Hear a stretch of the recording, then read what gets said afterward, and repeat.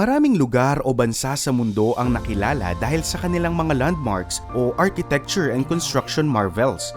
Kaya halimbawa ng Eiffel Tower ng Paris, France, Leaning Tower of Pisa ng Italy, Marina Bay Sands ng Singapore, at Burj Khalifa ng Dubai.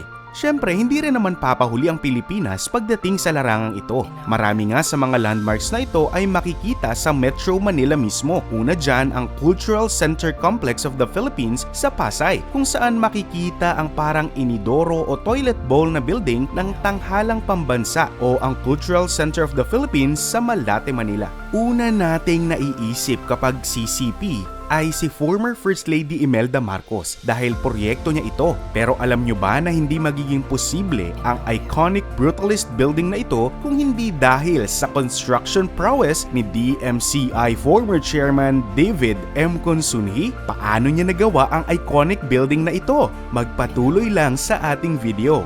At kung gusto mo ng mga ganitong content o video na educational yet inspiring, don't forget to subscribe and click the notification bell. Kasi ang ganitong mga content, dito mo lang yan mahahanap sa The Competitive Investor Channel. Because if it's an inspiring story, trivia, tips and tricks to be successful, it's The Competitive Investor Channel. Nabanggit na natin kanina na si David M. Consunji para sa marami sa kaniyang katrabaho sa industriya ay isa sa mga nasa likod ng iconic brutalist building ng Cultural Center of the Philippine Complex na kinabibilangan ng mga buildings ng tanghalang pambansa, Philippine Convention Center at Sofitel Philippine Plaza, Manila. Bukod sa mga ito, siya rin ang engineer and constructor ng Folk Arts Theater o ng tanghalang Francisco Balagtas, the iconic Manila Hotel and the rest of the Rockwell Business District. Kaya naman tinawag siyang Godfather of Philippine Construction. Ngunit kabaliktaran ng magagara at nagtataas ang buildings na kanyang itinayo ay simple lang ang pinagmulan ng ating landmarker and Godfather of the Philippine Construction. Ipinanganak at lumaki sa Hermosa, Bataan, si David ay pangalawa sa 9 na anak ni Gaudencio Consunji at Consuelo Mendoza. May kaya o masasabing middle class ang pamilya Consunji noon. Nagsasaka ng sarili nilang lupain sa Bataan ang pamilya nila. Kaya naman sa simpleng buhay na pinagmulan ni David ay simple lang din ang kanyang pangarap. Gusto niyang maging isang magsasaka gaya ng kanyang tatay. Gusto sana niyang kumuha ng agriculture sa college, ngunit hindi pinayagan ng kanyang ama. Ayon sa kanyang biography na A Passion to Build, a memoir of David Consunji, ay sinabi ng kanyang tatay na tama na umano ang isang idiot na magsasaka sa kanilang pamilya at hindi na dapat siya sumunod pa sa yapak nito. Mataas ang pangarap na mag-asawang Gaudencio at Consuelo Consunji para sa kanilang mga anak. Kaya naman, dinala si David ng kanyang ina sa Maynila para mag-aral sa De La Salle University, Manila. Habang nag-aaral ay idolo ni David ang kanyang kuya George na nag-aaral ng engineering sa University of the Philippines. Kaya naman sumunod sa yapak ng kanyang kuya at kumuha rin ng civil engineering sa University of the Philippines. Natigil sa kanyang pag-aaral sa UP si David matapos pumutok ang World War II sa Pilipinas. Sunod-sunod din na naging trahedya sa buhay ni David. Pumanaw ang kanyang ina dahil sa sakit sa puso at kanyang kuya George at tatay ay namatay naman bilang casualty ng World War. Nasira at kinumpiska rin ng mga Hapon ang kanilang lupain at mga alagang hayop sa Bataan. Maging si David ay saglit na kinulong ng mga Hapon. Pagkatapos ng digmaan, mas pinagbuti ni David ang kanyang pag-aaral bilang alaala sa kanyang kuya George. Nagtapos ng kursong engineering sa University of the Philippines noong 1946 si David. Sa kaparehong taon, nakapasa rin siya sa board exam. Habang nag-aaral naman sa UP, nakilala ni David ang kanyang mapapangasawa na si Fredesvinda Almeda na kumukuha naman ng kursong pharmacy sa UP. College sweethearts noon ang dalawa, kaya naman di na rin sila nakapaghintay para maikasal. Isang taon nga pagkapasa ni David sa board exam, agad niyang pinakasalan si Fredesvinda noong March 9, 1947. Bilang isang fresh grad at bagong kasal, muling sinubok ng buhay si David. Gaya na ibang fresh graduate, nahirapan siya sa paghahanap ng trabaho. Dito bumalik ng Bataan si David para maghanap ng trabaho. Naging isang teacher ng isang taon si David para magampanan ang kanyang role bilang bagong padre de pamilya. Di rin naman nagtagal, nagamit na rin ni David sa wakas ang kanyang degree sa engineering. Sa una ay maliliit na projects gaya ng pagkukumpuni ng bahay ng kanyang tita at mga bahay ng mga kamag-anak at kapitbahay ang ginagawa ni David. Di nagtagal, sa tulong ng kanyang pinsan na isa ring civil engineer at graduate din ng UP, unti-unting dumami at lumaki ang ang projects ni David Consunji. Naging apprentice siya ng kanyang pinsang si Ricardo Consunji o tinatawag niyang Carding. Sa ilalim ng apprenticeship ni David kay Carding, dito siya natuto kung paano mag-estimate, gumawa ng summary ng mga materyales para sa construction, paano makapag-bid sa mga projects, at syempre, ang pinaka-importante sa lahat ay kung paano mag-manage ng isang construction project, maliit man o malaki. Dahil sa kanyang natutunan, muling sumubok kumuha ng trabaho sa Maynila si David Consunji at sa pagkakataong ito, siya naman ay pinalad. Na-hire si David bilang isang concrete inspector sa Quensley and Strife Building on Dasmariñas Street sa Binondo, Manila, kung saan siya ay kumikita ng 400 pesos. At kahit ganap na engineer na at may maganda ng trabaho si David, di pa rin siya tumigil sa pag-acquire ng iba't ibang engineering experiences at knowledge. Naging apprentice without pay si David sa loob ng 4 na buwan sa Santa Clara Construction. Dito niya natutunan ng real estate and land development na siyang magiging importanteng lesson sa kanya pagdating ng araw. Hindi pa man ganap na mayroong sariling kumpanya, may solo contracts na si David. Noong 1948, tinanggap ni Consunji ang project na 4-story multi-purpose building ng Marcelo Rubber Company sa Malabon. Dito naman ay kumikita siya ng 500 pesos a month. Bagamat masaya si David Consunji sa natanggap niyang trabaho, kabado naman siya sa kanyang first solo project. Aniya, hindi pa siya gaanong believe sa kanyang galing sa pagiging engineer. Natatakot umano siya na baka gumuho ang building. Kaya naman nang matapos ang building, halos araw-araw na dumadaan dito si David para i-check kung matatag pa itong nakatayo. Kung si David Consunji ay di-believe sa kanyang galing bilang isang engineer, ang kanya namang kliyente na si Peping Marcelo ay napabilib naman niya, kaya't binigyan pa siya nito ng additional pay o salary. In fact, ang project na ito ang nag-kickstart ng kumpanya ni David Consunji. Dito na rin unti-unting nilatag ni David ang blueprint ng kanyang pangarap na pagkakaroon ng sariling construction company. At syempre,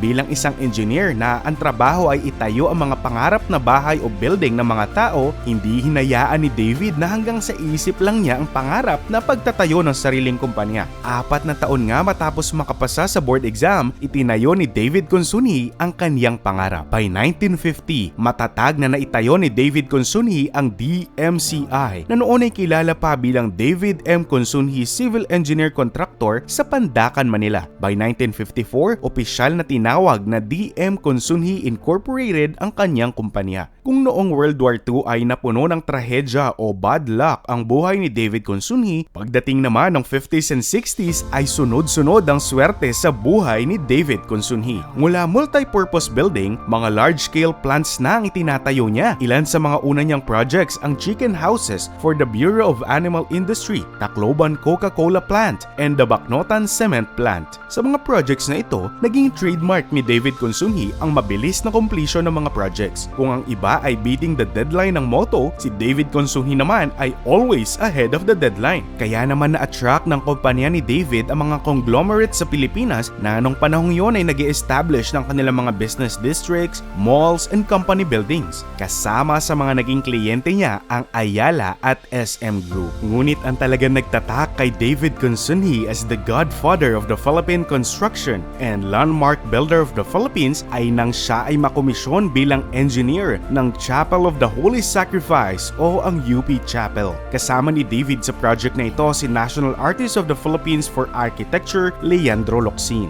Ang UP Chapel ang naging scaffold ni David Consunji as the landmark maker of the Philippines. Taong 1986, nakumpleto ang construction ng Philippine National Bank Building sa Escolta, Manila. Dito na nga sumunod ang construction ng Cultural Center of the Philippines Complex at kasama niya pa rin dito si National Artist for Architecture, Leandro Locsin. Si David Consunji ang napiling maging constructor and engineer ng iconic na tanghalang pambansa dahil siya lang at ang kanyang kumpanya ang may kaya o manonoon na makapaglatag ng robust concrete foundations para sa brutalist design ni Leandro Locsin para sa CCP. Di rin nakalimutan ni David Consunji ang kanyang hometown na Bataan. Naging posible ang pagtatayo ng dambana ng Kagitingan sa Mount Samat sa Pilar, Bataan noong 1967 dahil sa DMCI. Dahil nga sa maraming landmarks na naitayo ni David Consunji at sa kanya naging magandang trabaho sa CCP with former First Lady Imelda Marcos, di kinalaunan ay itinalaga siya bilang Department of Public Works Transportation and Communications Secretary from 1970 to 1975 under the Marcos administration. administration. Hindi lang rito sa Pilipinas nagtayo ng mga landmarks si David Consunji. Maging sa mga kapitbahay nating bansa, ipinamalas niya na magaling ang mga Pinoy pagdating sa construction. Kung dito sa Pilipinas ay mga cultural buildings at high-rise building ang itinatayo ni David, pagdating sa ibang bansa ay palasyo ng mga royalty ang kanyang expertise. Si David Consunji lang naman at ang DMCI ang nagtayo ng pinakamalaking residential palace sa buong mundo. At yan ay ang Istana Nurul Iman Palace ng Sultan ng Brunei. Ang 30 hectares palace na ito ay may 1,788 rooms, 257 bathrooms, a 5,000-seat banquet hall, a mosque accommodating 1,500 people, a 110-car garage, air-conditioned stables for the Sultan's 200 polo ponies, and 5 swimming pools. Tinatayang nagdala si David Consunji ng mahigit sa 2,000 Pinoy workers sa Brunei para sa project na ito. Kasama rin sa landmark project sa ibang bansa ni David Consunji ay ang Masjid Sultan Sharif Ali in Brunei. Kasama ang dalawa pang construction firm na itayo niya ang iconic mosque na ito na mayroong 2,000 seating capacity. Matapos namang makagawa ng mga iconic landmarks ay bumalik sa paggawa ng mga high-rise building and multi-purpose building si David Consunji. Siyempre, ang mga building na kanyang ginawa ay halos may tuturing na landmarks na rin. Gaya halimbawa ng Philippine National Bank Building sa Escolta, Philippine Plaza Hotel na mas kilala natin ngayon na Sofitel Philippine Plaza Manila at ang pangalawang building ng Manila Doctors Hospital. Lahat yan gawang DMCI. Pagdating naman ng 80s, hotels, malls at business buildings na ang ginawa ng DMCI. Karamihan pa nga sa mga buildings sa Rockwell Business District at sa Makati Central Business District ay gawang DMCI din. Ilan sa mga kilalang buildings na gawa nila ay ang Pacific Plaza, the Makati Shangri-La Hotel, Tower 1 of Ayala Triangle, and the Rockwell Center Tower. Nakilala rin ang DMCI sa pagtatayo ng mga expressway gaya ng NAIA Expressway, TPLEX, Metro Manila Stage 2 South at ang Metro Manila Skyway Stage 3 Section 1 and 2A. Maging ang ongoing na Cavite-Laguna Expressway ay project din ng DMCI. At kanina nabanggit natin na isa sa natutunan ni David Consunji sa pagiging isang apprentice ay ang real estate development. Di nga nagtagal, in-apply niya ang mga natutunan na ito sa sarili niyang kumpanya. Hindi na lang basta isang construction firm o contractor ang DMCI. Through the DMCI Homes, nagde-develop na rin sila ng mga residential areas at nagtatayo ng mga condominiums. Halos bawat sulok nga ng Metro Manila mayroong condominium ng DMCI. In fact, hindi bababa sa 70 high-rise and mid-rise condominiums ang pagmamay-ari ng DMCI sa Metro Manila pa lang. Bukod pa ito sa mga subdivisions na dinevelop ng kumpanya sa Cavite, Laguna at Taguig gaya ng Mahogany Place 3 at Spring Lane Homes sa Taguig, Villa Alegre at Woodland Hill sa Cavite at Willow Park Homes sa Laguna. Sa dami ng mga naitayong buildings at mga real estate developments ng DMCI, di aakalain ng marami na naging biktima rin ng kumpanya ng Asian Financial Crisis noong 1997. Nasa bingit na ng bankruptcy ang kumpanya at di nakakabayad sa mga financial obligations and loans nito sa bangko. But with the strong foundations of the company built by the only godfather of Philippine construction, nakabangon ang kumpanya and today is one of the leading companies in the country. Ngayon, hindi na lang construction and real estate developments ang interes ng kumpanya. Nag-venture na rin ang DMCI into mining and power generation. Kasama sa subsidiary ng DMCI ang Semirara Mining and Power Corporation o SMPC, the country's largest coal producer, at ang DMCI Power Corporation. At alam niyo ba na si David Consunji ang largest land-owning person in the Philippines? Through the DMCI Power Corporation, he owns the 102,000-hectare Dagumal logging site sa Sultan Kudarat. Noong 2015, inumpisahan na rin ang pagtatayo ng 4.84 megawatt diesel power plant dito. Siyempre, owned and managed by DMCI Power Corporation. Dahil dito, hindi na nakakapagtaka na si David Consunji ang 2017 6th wealthiest Filipino according to Forbes. Sa kasamaang palad ng taon ding iyon, 2017, pumanaw si David Consunji sa edad na 95. Sa loob ng kanyang 95 years, nakatanggap si David Consunji ng iba't ibang parangal. Outstanding Citizen of the City of Manila for Engineering in 1979, Papal Awardee of Knighthood of St. Sylvester in 1988, Doctor of Laws, Honoris Causa by the University of the Philippines in 1988, Meralco Awardee in Engineering and Applied Science in 1994, Managing Management Man of the Year awardee in 1996, one of the 4 awardees of the Outstanding Filipino o TOEFL of 2002, at UPAA Lifetime Distinguished Achievement Awardee in 2005. Minana ng kanyang anak na si Isidro Consunji ang kanyang posisyon sa pagka-chairman ng DMCI. Si Isidro o Sid Consunji ang panganay na anak ni David. Noong 2014, 3 taon bago pumanaw ang ama, naging deputy chairman ng DMCI si Sid Consunji. Gaya ng kanyang ama, civil engineering din sa University of the Philippines ang tinapos sa pag-aaral ni Sid. Bukod dito, naging miyembro rin ng Beta Epsilon Fraternity si Sid. Gaya pa rin ni David, nakasama rin sa Forbes Wealthiest Filipino si Sid Consunji. With an estimated net worth of $2.9 billion, si Sid Consunji ang 2023 8th wealthiest Filipino. At kung si David Consunji ay halos hindi nasasangkot sa kahit anong controversies nung siya'y nabubuhay, nako, iba o kabaliktaran naman yata ang nangyayari sa kanyang anak at apo. Madalang nating marinig ang mga pangalan ng Consunji sa balita, lalo na kung negative o pangit ang balita. Madalas, kung meron mang pangit na balita tungkol sa mga Consunji, madalas ay tungkol ito sa DMCI, which is totally normal. Pero ngayon, halos laman ng bawat entertainment site at mga tabloid at talagang nag-trend pa sa Twitter ang pangalan ng mga Consunji dahil sa magulong hiwalayan ni Victor Consunji at former beauty queen Maggie Wilson. Si Victor Consunji ay apo ni David Consunji at panganay na anak ni Sid. Si Victor ang inaasahang magmamana ng DMCI mula sa kanyang daddy Sid. And like a true Consunji, nakapagtapos rin ng civil engineering sa UP.